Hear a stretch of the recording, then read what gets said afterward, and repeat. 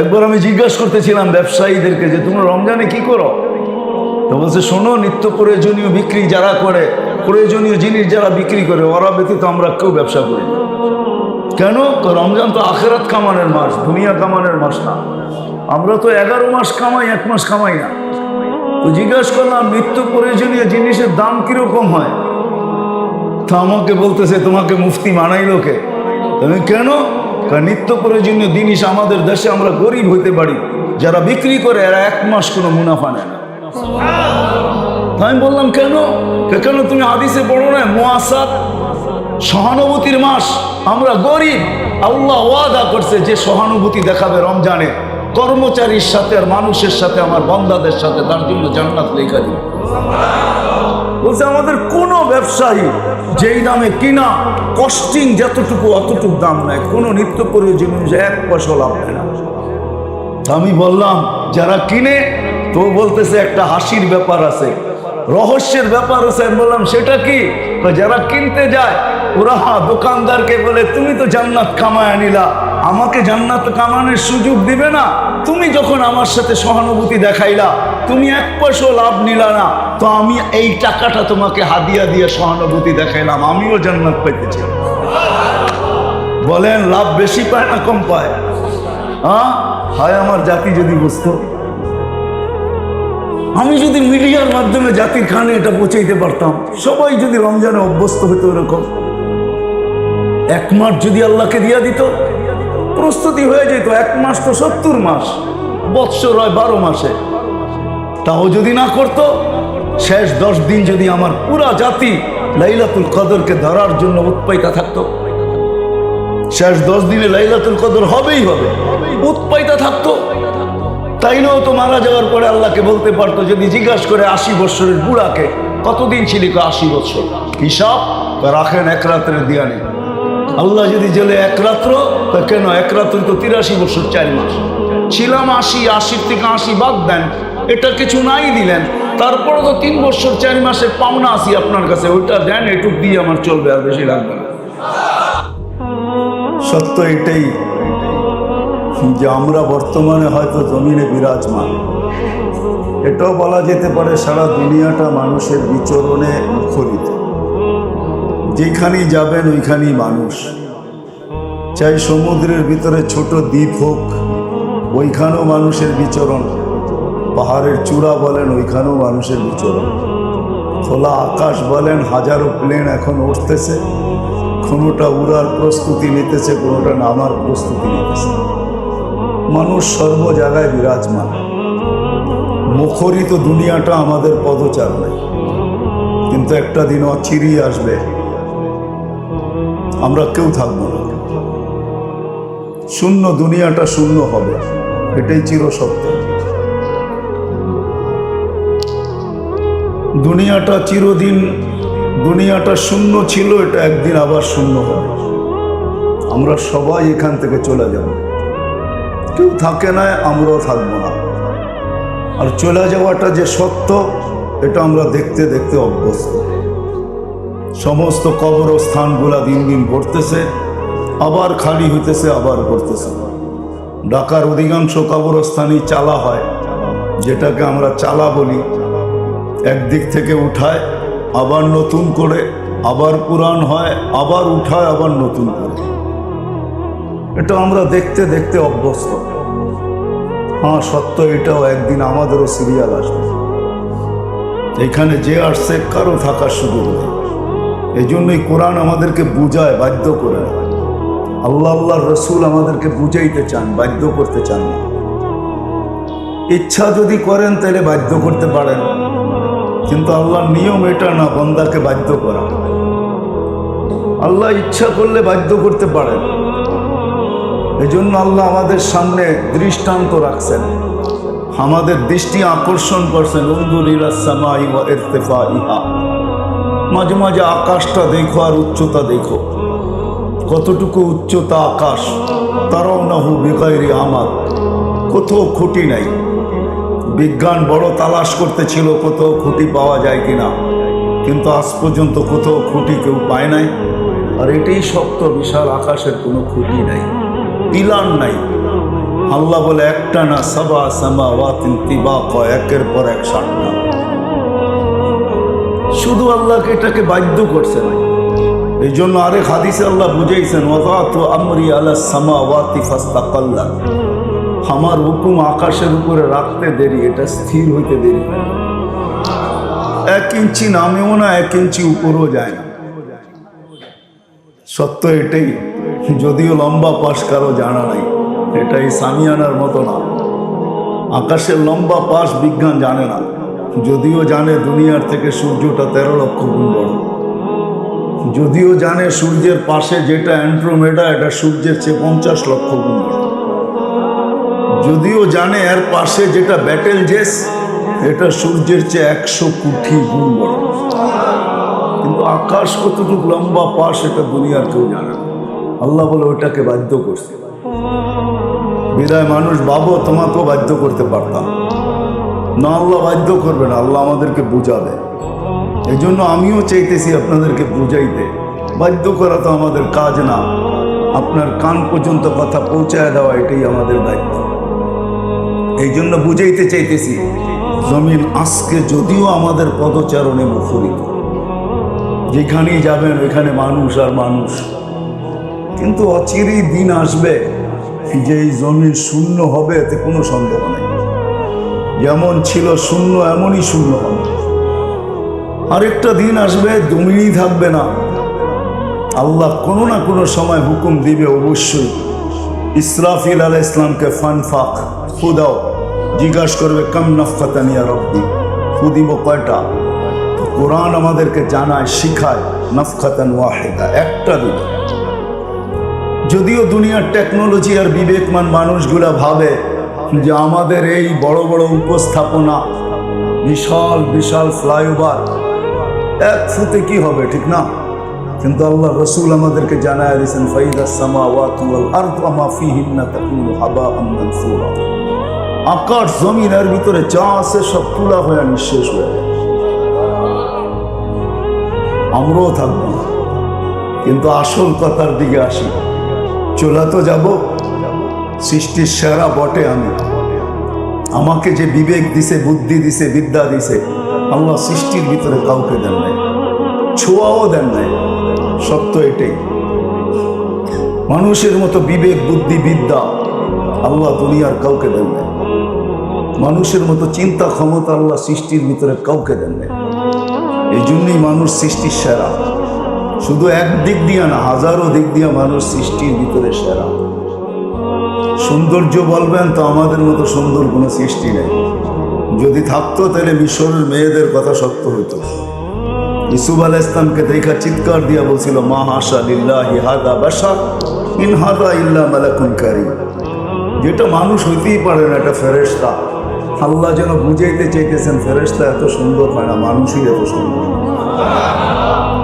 কেননা ফেরেশতার জন্ম বৃত্তান্ত যদি আমরা দেখি, তাহলে একটা হুকুমের দ্বারা তৈরি, 2টা অক্ষর দিয়া তৈরি। আল্লাহ কোন বলতে দেরি, হইতে দেরি হয় না। কিন্তু আমাদের জন্ম বৃত্তান্ত যদি দেখি, তো আমরা আল্লাহর কুদরতি হাতের তৈরি, অক্ষরে তৈরি না। আরেক দিক দিয়ে যদি দেখি, 6 দিনের ভিতরে সমস্ত সৃষ্টি কমপ্লিট, তার ভিতরে ফেরেশতাও ছিল 6 আইয়াম। কিন্তু আমাদের প্রত্যেককে তৈরি করতে আল্লাহ 10 মাস সময় নিয়েছে। কি 10 মাসই তোমার পেটে ছিলাম, ঠিক না? আমাদের জন্ম বৃত্তান্ত ভিন্ন, তাদেরটা ভিন্ন। এই জন্য কোনো দিক দিয়ে, সুন্দরের দিক দিয়ে ফেরেশতা মানুষের চেয়ে সুন্দর না। আমার মন বলে, ঘাটলে এটাই পাওয়া যায়। প্রবাদ বাক্য যদিও বলে পরি বড় সুন্দর, আসলে পরি মানুষের চেয়ে সুন্দর না। দেখেন তো না, একটা প্রবাদ বাক্য চলে গেছে, এই জন্যই চলতে শুরু করছে, সবাই এটাই বলতে থাকে, পরি মানুষের চেয়ে সুন্দর না, মানুষই সুন্দর। নাইলে আল্লাহ কসম খায়া কেন বলতেন, লাকাদ খালাকনাল ইনসানা ফি আহসানি তাকওয়িম, মানুষ তোর চেয়ে সুন্দর গঠনমূলক আমি কাউকে তৈরি করি না।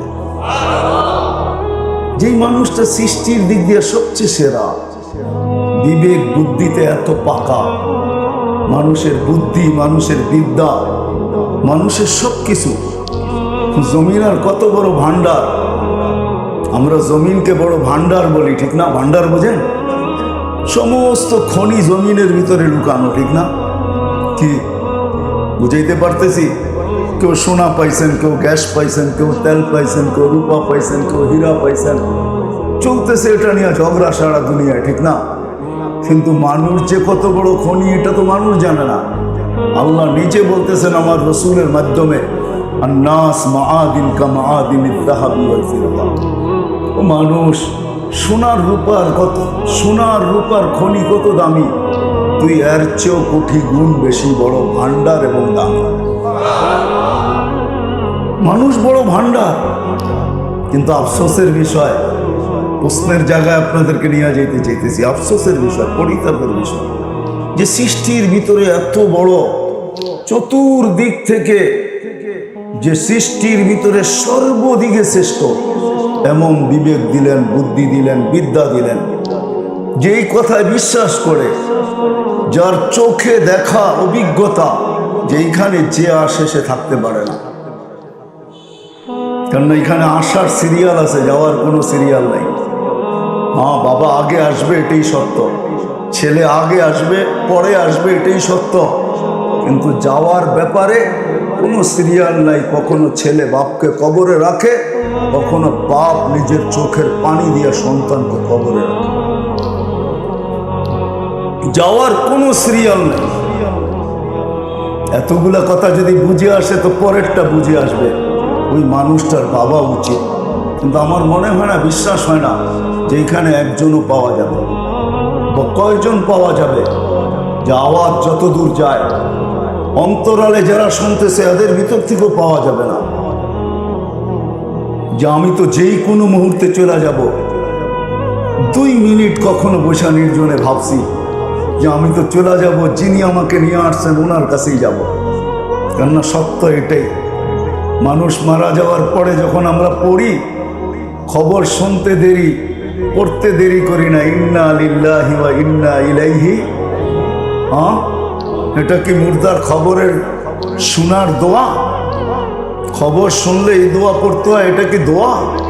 না না না না না, এটা এই জন্য পড়া হয় নিজেকে সতর্ক করার জন্য। এখানে নিজেকে সম্বোধন করে যে উনি তো চলে গেল, আমিও তো আল্লাহর যে কোনো মুহূর্তে আল্লাহর কাছে যেতে পারি, কিন্তু 2 মিনিট ভাবলাম কিনা আমি প্রস্তুত কতটুকু। একজনও পাওয়া যাবে কিনা সন্দেহ যে 2 মিনিট আমি কখনো বসে ভাবছি যে আমি তো চলে যাব, যিনি আমাকে অস্তিত্ব দিলেন, ওনার বিধান তো এটাই, যেইখানে আসবে সে যাবে, চলে তো যেতে হবে ওনার কাছে। ইলাইনা তুরজাউ ইন্না লিল্লাহি ওয়া ইন্না ইলাইহি রাজিউন। আল্লাহর কাছেই ফিরতে হবে, বাইপাস করার কোনো সুযোগ নাই। এই জন্য কোরআন বুঝায় বলছিলাম প্রথমেই, আইনাল মাফার। ও মানুষ, ও বিবেকওয়ালা মানুষ, বুদ্ধিওয়ালা মানুষ, ও বিদ্যান মানুষ, ও সৃষ্টির ভিতরে সবচেয়ে আধুনিক মানুষ। সৃষ্টির ভিতরে মানুষই আধুনিক। তুমি কি কখনো ভাবছো ওয়া ইলাইহি তুরজাউন, ইন্না লিল্লাহি ওয়া ইন্না ইলাইহি রাজিউন? তুমি আল্লাহর কাছে ফিরবে, প্রস্তুত কতটুকু? যুবক কি কখনো ভাবে যে আমি যেই কোনো মুহূর্তে যেতে পারি? গত 2 দিন আগে এই ফ্লাইওভারে রাত্র 3টার সময় 3টা ছেলে মারা গেছে, ঠিক না? খিলগাঁও ফ্লাইওভারে গতকালকে না, এর আগের রাত্রে, পরশুদিন রাত্রে 3টা ছেলে মারা গেছে। আবুল হোটেল থেকে খায়া আসতেছিল 3 বন্ধু একসাথে, ঠিক না? কি তার কি জানা ছিল যে মালাকুল মউত আমার জন্য ফ্লাইওভারে অপেক্ষা করতেছে? পায়ে হাত রেখে আমি ভাবাইতে চাইতেছি আপনাদের। 1 মিনিট 2 মিনিটে তো আজ পর্যন্ত ভাবলাম না নির্জনে বসা যে আমাকে তো চলে যেতে হবে, যিনি আমাকে অস্তিত্ব দিয়েছেন ওনার কাছে যেতে হবে, কিন্তু আমি কতটুকু প্রস্তুত? যেতে তো হবে ওনার কাছে, বাইপাসের কোনো সুযোগ নেই। কতটুকু প্রস্তুত? দ্বিতীয় কথা, উনি আমার কাছ থেকে চায় কি? সারাদিনই তো সবকিছু দিতে থাকেন, 1 ফোঁটা পানির থেকেই তো আমাদের অস্তিত্ব, তাই না? এই জন্য আল্লাহ কখনো কখনো মানুষকে বুঝাইতে চায়, হয় আওয়াজটা যদি কানের পর্দা ফাটাইতো তাইলে হয়তো মানুষ বুঝতো। কিন্তু কোরআনের আওয়াজ তো কারো কানের পর্দা ফাটায় না, যার কারণে আমার জাতি আমার সমাজ বোঝে না, চিৎকার দেয় মান আরাদা আন্নি নাদাইতুহু মিন কারিব। যখন মানুষ আল্লাহর থেকে বিমুখ হয়ে যায়, সবকিছু পাওয়ার পরে যখন আল্লাহ ভুলা যায়, আর এটাই মানুষের স্বভাব, ইদা মাসাহুল খায়রু মানুয়া, মানুষ যখন সবকিছু পাওয়া যায় তো আল্লাহর থেকে দূরে সরা যায়। এই জন্যই কোরআনকে চিৎকার দিতে হয়, মা গাররাকা বিরাব্বিকাল কারীম। ও মানুষ, আল্লাহর মতো সত্তা থেকে তোকে দূরে সরাইলো তো সরাইলো কে? তুই আল্লাহকে ভুললি কি করে? আল্লাযী আকরাবু মিন হাবলিল ওয়ারিদ, যে রোগের চোখ আছে, আনা মাআকুম আইনা মা কুনতুম, যে সদা সর্বদা আমার সঙ্গে থাকে, আযকুরুকা ওয়ালাউ তানসানি, যে 24 ঘন্টা আমাকে সুরক্ষিত করে, আস্তুরুকা ওয়ালাউ তাকশানি, যে 24 ঘন্টা আমার দুস্ত্রুটিকে লুকাইতে থাকে, লুকোচুরি খেলতে থাকে, রহমতি ইলাইকা নাজিল, 24 ঘন্টা আল্লাহর রহমতের অ্যাকোয়ারিয়ামের ভিতরে আমরা বসে আছি। কসম খোদা, সময় লম্বা হয়ে যাবে, নাহলে আমি আপনাকে আঙ্গুল দিয়ে দেখাইতে পারি।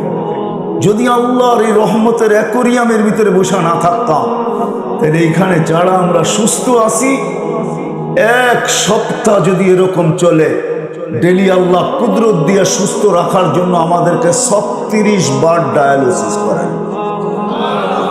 আমাদের কিডনি 36 বার আমাদেরকে ডায়ালিসিস করেন কুদরত দিয়া, আল্লাহর প্রযুক্তি দিয়া। মানুষের প্রযুক্তি তো ডেলি একবারও করার ক্ষমতা রাখে না। আল্লাহ ডেলি 36 বার কুদরতি প্রযুক্তি দিয়া ডায়ালিসিস করেন। একবার কমায় দেখ, সপ্তাহ ভর প্রতিদিন 36-এর জায়গায় 35 করে দেখ, 1 সপ্তাহ পরে আপনি ডাক্তারের কাছে যেতে বাধ্য। 24 ঘন্টা রহমতের ভিতরে ডুবায় রাখছে। আজ পর্যন্ত তো একদিন ভাবলাম না যে আল্লাহ আমাকে 24 ঘন্টা সুরক্ষিত করে। হায়, ঘুম যদি আল্লাহ না পড়াইতো, কসম খোদার, মেডিসিন কোনোদিন মানুষকে ঘুম দিতে পারে না। আপনি মানেন আর না মানেন, আমি এটাকে মানি। মেডিসিন খায় কোনোদিন মানুষ ঘুমাইতে পারে না যদি আল্লাহ ঘুম না পড়ায়। আর আল্লাহর ঘুমে যতটুকু মানুষ পিওর আর কিউর হয়, যতটুকু সতেজ হয়, মেডিসিনের ঘুমে এতটুকু সতেজ হয় না। বিশ্বাস হয় না? হ্যাঁ, সত্য এটাই। আল্লাহ ঘুম পড়ায়, আল্লাহ ঘুম পড়ায় দেয়। এই জন্য এক হাদিসে আছে, শ্রম পেশার মানুষগুলা যখন বাড়িতে ফিরে, আল্লাহ বলে আমি পিঠ কুদরত দিয়ে পিঠ থাবড়ায় তোকে ঘুম পড়ায়।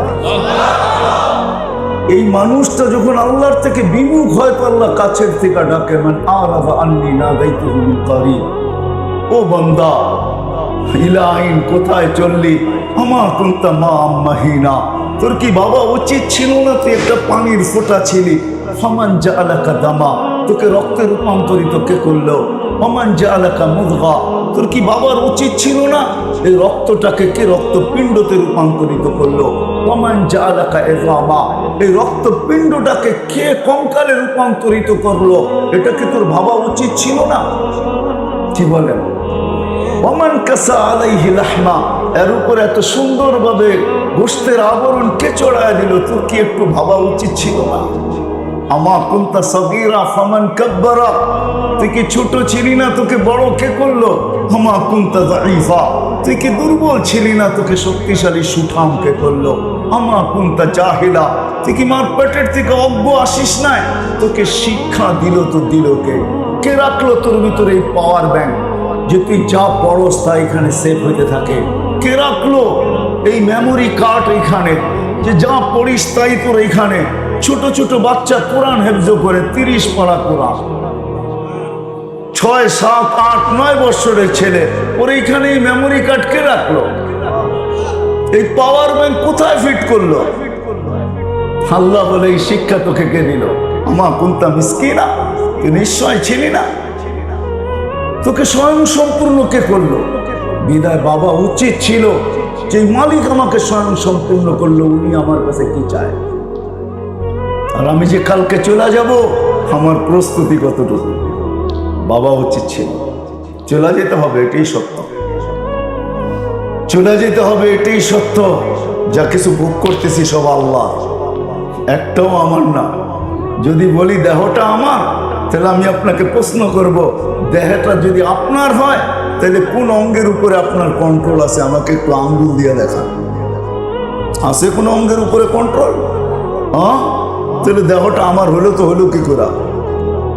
আমি প্রবাদ বাক্যের দিকে যাব না, এইভাবেই বুঝাইতে চাইতেছি। আমরা বলি দেহটা আমার, যদি হয় তাহলে আমাকে লজিক দিয়ে বোঝান কোন অঙ্গের উপরে আমার কন্ট্রোল আছে। আমি তো চাই নাই দাড়ি পাকুক, এটা তো পেকে গেল। আমি তো চাই নাই বয়সের ছাপ লাগুক, বয়সের তো ছাপ লেগে গেল। আমি তো চাই নাই রাতগুলা পড়ো, এটা তো পড়তে শুরু করলো। আমি তো চাই নাই কিডনিটা নষ্ট হোক, আমাকে তো ডেলি ডায়ালিসিস করতে হয়। কেন হলো? বোঝা গেল দেহটা আমার না, জীবনটাও আমার না। যদিও ভাবি আমরা জীবন আমার, ঠিক না? প্রবাদ বাক্য বলবো না আমার জীবন আমি কাটাবো, যেমন খুশি তেমন কাটাবো। প্রবাদ বাক্য হইতে পারে, এটা ছন্দের মিল হইতে পারে, কিন্তু জীবনটাও আমার না। থাকলে জীবনের কোন মুহূর্তের উপর আপনার আমার আঙ্গুল আছে? কোন সময়টার উপরে কন্ট্রোল আছে? যদি থাকতো তাহলে 3টা ছেলে গত পরশুদিন জান কেন দিতে হলো? সারা বাংলাদেশের খুশির দিন পদ্মা ব্রিজে ওই যুবককে জান কেন দিতে হলো? যে বাইক অ্যাক্সিডেন্ট করে মারা গেলেন, তার স্বপ্ন আর পুরা হলো না। তার স্বপ্ন ছিল আমি ভিডিও করতেছি, পদ্মা ব্রিজ ক্রস করব, ওই পাশে যে সাইটে যাব, আর সাথে সাথে বন্ধুদের সাথে শেয়ার করব। আশা তার পূরণ হয় নাই। বুঝছে? কেন হলো না? তাহলে জীবনটাও আমার না, দেহটাও আমার না, আল্লাহ। আসেন ভাবি, এটাই ভাবা উচিত যে কোনো মুহূর্তে আমি চলে যেতে পারি, কিন্তু আমার প্রস্তুতি কতটুকু? আমি কতটুকু আখেরাতকে গুছাইলাম? দুনিয়াকে কতটুকু গুছাইলেন এটা আমার প্রশ্ন না। দুনিয়া তো কম না কম বেশি কিছু না কিছু গুছাইছি, কিন্তু মেরে দোস্ত আখেরাত কতটুকু গুছাইলাম? যেখানে চলে যাব, যে আল্লাহ 24 ঘন্টা আমাকে সুরক্ষিত করে। আপনি জানেন না, এক জায়গায় আল্লাহ বলছে, মানুষ লাউ আমারতুল আরদা লাবতালাআত ফি বাতনিহা, আমি জমিনকে হুকুম দিতে দেরি, তোকে পেটে নিতে দেরি করবে। দেরি হবে না পেটে নিতে, কসম খোদার কয়েক সেকেন্ড লাগবে আমাদের এই বিল্ডিং শিল্ডিং সহ পেটে নিতে, যদি একটু স্কেল বাড়ায় দেয়। বোঝেনই তো, ঠিক না? না বোঝেন নাই? বোঝেন নাই? একটু ভূমিকম্পের হাই স্কেল যদি বাড়ায় দেয়, কয়েক মিনিট লাগবে না, মিনিটের দরকার নেই, কয়েক সেকেন্ডের দরকার। আল্লাহ বলে, লাউ আমারতুল আরদা লাবতালাআত ফি বাতনিহা লাউ আমারতুল বাহরা লাআগরাকাত ফি কারিহা, সমুদ্রকে হুকুম দিতে দেরি, তোকে তলদেশে নিতে দেরি করবে না। লাউ আমারতুল মালাইকা লাহলাকাতকা, আল্লাহরও ডিফেন্স আছে। আল্লাহ বলে ফেরেশতাদেরকে হুকুম দিতে দেরি, তোকে ধ্বংস করতে দেরি করবে না। জান দুনিয়াতে আছে শত শত ধ্বংস স্তূপ এখনো দুনিয়া রাখা আছে। হাদিসে নেয়ামত বলতেছি, কোরআনে যতগুলা লেখা আছে হয়তো 2-1টা বাদ হবে, বাকি আমার এই 2 চোখে দেখা আছে। হ্যাঁ, 2 চোখে আল্লাহ দেখায় দিছেন, এই জন্যই ভিতরে ব্যথাটা একটু বেশি, নাহলে আমার ভিতরে ব্যথা কম হতো। এই জন্যই আপনাদের কাছে ছুটে আসে। বাবার বিষয় আল্লাহ বলে ফেরেশতাকে হুকুম দিতে দেরি, ধ্বংস করতে দেরি করবে না। ডেড সি এখনো রাখা আছে, জিবরিল আলাইহিস সালাম উল্টায় মাইরা দিয়া ডেড সি বানায় দিছে। জান 100 কিলোমিটার লম্বা, 5 কিলোমিটার চওড়া, ডেড সি এখনো রাখা আছে। কওমে আদ সামুদের জায়গা এখনো রাখা আছে। কওমে সালের ঘরগুলো এখনো দাঁড়ায় আছে। ইয়ানহিতুনা মিনাল জিবালি বুয়ুতা, পাহাড় খচিত করে ঘর বানাইতো। জান আপনি দেখা আসেন, আমি দেখা আসছি, ওই ঘরগুলা দেখলে এখনো আপনার তাক লাগা থাকবেন, এত সুন্দর ডিজাইন, পাহাড় খচিত করে। কওমে আদের মাথার ডাচা এখনো রাখা আছে। 6 ফিটের একটা মানুষ এদিকে দাঁড়াবে, একটা এদিকে দাঁড়াবে, একজন আরেকজনকে পুরা দেখবে না। আমার এই 2 চোখে দেখা আছে, আপনি দেখা আসেন। হাজারো ধ্বংস স্তূপ রাখা আছে, হাজারো ঐতিহ্য দুনিয়ায় রাখা আছে। এই জন্যই তো কবি বলছেন, আলী রাদিয়াল্লাহু তাআলা আনহু বলছেন, সিরু ফি দিয়ারিহিম আনজুর ফি আসারিহিম, শুধু মিডিয়ায় চোখ রেখা বসে থাকেন না, মাঝে মাঝে ঘোরেন, দেখেন ঐতিহ্যগুলা, কিছু বুঝে আসবে। মাঝে মাঝে সোনার গায়েও যায়, যা দেখবেন ইশাখার রাজধানী পড়ে আছে, ইশাখা নাই। আহসান মঞ্জিলে যা দেখবেন আহসান মঞ্জিল আছে, নবাব আহসানুল্লাহ নাই। বিক্রমপুর আছে, রাজা বীর বিক্রম নাই। লালবাগ কিলা আছে, মালিক নাই। হাজারো দুনিয়াতে রাখা আছে। আলী রাদিয়াল্লাহু তাআলা এই জন্যই বলেন সিরু ফি দিয়ারিহি অনজুর ফি আসারিহি, যাও ভালো মতে খুঁটা খুঁটা দেখো। আসআলুহুম আইনা হাল্লু, তারপরে চিৎকার দিয়ে জিজ্ঞাসা করো তোমরা কোথায় গেলে। ওরা জবাব দিতে পারলে দিত। ইন্তাকাল্লা মিন দারিল গুরুর, একটা ধোঁকার ঘরে ছিলাম আমরা, ওইখান থেকে বাহির হয়ে গেছি। সত্য এটাই, সম্পর্কগুলা সব ধোঁকা। বিশ্বাস হয় না? তাহলে চোখে আঙ্গুল দিয়ে দেখায় দিতেছি। 2020-এ আমাদের দেশে এরকম পাওয়া যাবে, সন্তান মা বাবাকে দাফন কাফন তো দূরের কথা, শেষ দেখা পর্যন্ত দেখে নাই। নাই আমাদের ঢাকা শহরে? নাম বলবো? নামও আমাদের কাছে আছে, বলতে পারি কিন্তু বলবো না। সমচিন না, মিডিয়া জানে এটা সত্য, মিডিয়াও আছে, সার্চ দিয়া দেখেন। সন্তান মা বাবাকে দুই নজরে দেখে পর্যন্ত নাই। বিতু এতটুকু ছিল, কিন্তু বাবা রাইখা গেছেন অট্টালিকা, হাজার হাজার কোটি টাকা রাজ করতেছে। হায় হায় হায়। আবার এটাও পাবেন, সন্তান নিজে বাবাকে গোসল দিছে, কাফন পড়াইছে, জানাজা পড়াইছে, নিজের হাতে রাখছে। দুনিয়া বলছে করুণা, তোর করুণা, বাবা বড়, করুণা বড়। বলছে তুই মারা যাবি, বলে তোর মারা, আমি বড় না, বাবা বড়। নিজের হাতে কবরে রাখছে, আর উপরে তাকায় বলছে চোখের পানি দিয়া রেখা গেলাম, দেখা রাখেন। কিন্তু এটাও পাবেন আপনি। সত্য এটাই, দুনিয়া একটা ধোকার পর, সম্পর্কগুলো সবই ধোকা। সত্য এই প্রবাদ বাক্যই, চোখের আড়াল হইতে মনের আড়াল হইতে দেরি হয় না। চোখের আড়াল তো মনের আড়াল। এখানে কয়জন আছে? একজনও পাওয়া যাবে কিনা সন্দেহ, যে দিল্লির 2 মিনিট নির্জনে বৈশা বাবার জন্য হাত উঠাই, মার জন্য হাত উঠায়া এক মিনিট আল্লাহকে বলি, বা আল্লাহ মা তো রেখা গেল, বাবা তো রেখা গেল, দুইজনকে তো কবরে রেখা আসলাম, আপনি একটু দেখা রেখেন ভালো মতো। এতটুক শব্দ তো ডেলি কেউ বলি না। এই এলাকায় পাওয়া যাবে। আমি এই এলাকায় বহুত পুরান, এমন না ছোটবেলা আমার খিলগাই কাটছে, ওই থেকে খিলগাই আছে, আমি চিনি, মেরা দিয়া এগুলা সব চিনি, এমন না যে চিনি না। এই জায়গা আমাকে বলবে এই ঝিলে বহুত সাঁতার কাটছি, এটাও ঝিল বলবে। এখন তো ঝিল নাই, প্রত্যেকে বলবে, ঠিক না?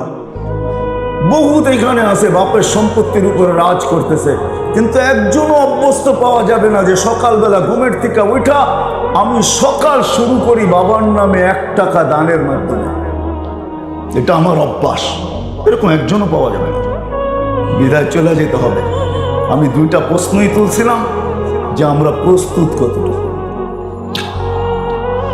দ্বিতীয় প্রশ্ন হলো যে আল্লাহ 24 ঘন্টা আমাকে সুরক্ষিত করেন, 1 ফোঁটা পানির থেকে, যিনি আমাকে অস্তিত্ব দিলেন, আমি নাফরমানি করার সত্ত্বেও 24 ঘন্টা আমাকে রহমতের অ্যাকোয়ারিয়ামের ভিতরে ঢেলে রাখেন, 24 ঘন্টা আমাকে সুরক্ষিত করেন। 24 ঘন্টা আমরা নাফরমানি করি। আমি যদি যুবকদেরকে জিজ্ঞাসা করি সারা রাত নেটের ভিতরে কি করে, যুবক রাত হলো না, তোমার পায়ে হাত রেখা আছে যে ঘরের ভিতরে ডিশেল লাইন নেই, কোন কামরাটা আছে যে কামরায় টেলিভিশন নেই, কার অ্যান্ড্রয়েড সেট আছে যে সেটের সাথে ইন্টারনেটের কানেকশন না আছে। 24 ঘন্টা নাফরমানি। আল্লাহ ডাকে, তারপরও কয়জন সাড়া দেয়? ওয়ারেন্ট যদি জারি হয়, হায় হায়, তো চিন্তার অন্ত থাকে না, ঠিক না?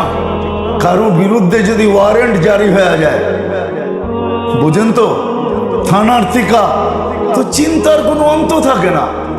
5 বেলা তো আল্লাহ ওয়ারেন্ট জারি করে, আযান তো আল্লাহ ডাক, এটা একটা ওয়ারেন্টই মনে করেন। আল্লাহ ডাকে 5 বেলা, কয়জন মসজিদে আসে? অথচ নামাজ তো নামাজ ছিল না, 1-এর ভিতরে 100 ছিল। একের ভিতরে কি বুঝাইতে পারতেছি? একের ভিতরে 100। সবার মুখে শুনবেন একটাই শব্দ, ব্যস্ত, ঠিক না? দোকানওয়ালা বলে দোকানে ব্যস্ত, বাজারওয়ালা বাজারে, রোডওয়ালা বলে রোডে, ঘাটওয়ালা বলে ঘাটে, হাটওয়ালা বলে হাটে, বাজারওয়ালা বলে বাজারে, অফিসওয়ালা বলে অফিসে, আদালতওয়ালা বলে আদালতে, খেতওয়ালা খেতে, খামারওয়ালা খামারে, মেইলওয়ালা মেইলে, ফ্যাক্টরিওয়ালা ফ্যাক্টরিতে, বাড়িওয়ালা বাড়িতে, ঘরওয়ালা ঘরে।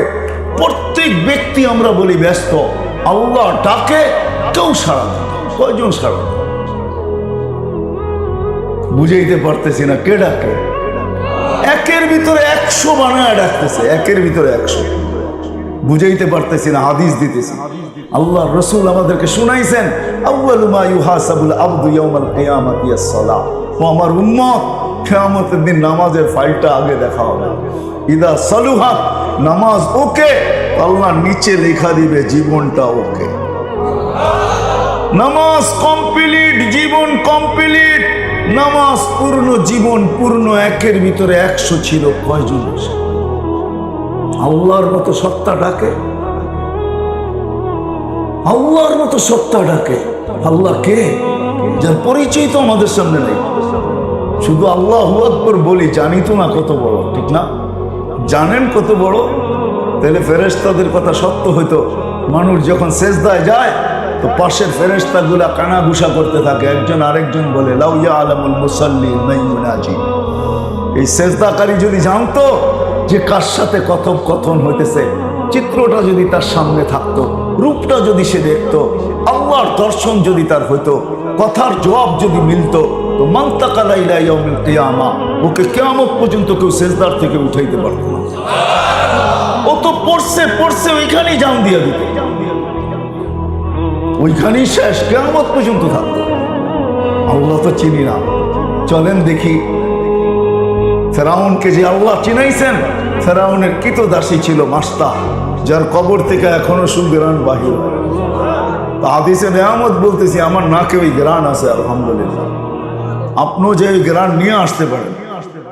খোলা আছে ওই জায়গা, পুরা কবর প্যাক, ছোট্ট একটা জায়গা আছে ছিদ্র, হাজারো মানুষ ডেলি দেখতে যায়। জর্ডান আর মিশরের বর্ডারে আছে, আপনিও যে দেখে আসতে পারেন। সে ফেরাউনের সামনে পরিচয় তুলে ধরছিল আল্লাহ। ফেরাউন যখন ডাইকা বলছে, আমার মেয়েকে কোন রবের তথ্য দিলে? বলে তুমি জানো না জানার ভান ধরতেছ। কোন রব জানতে চাও?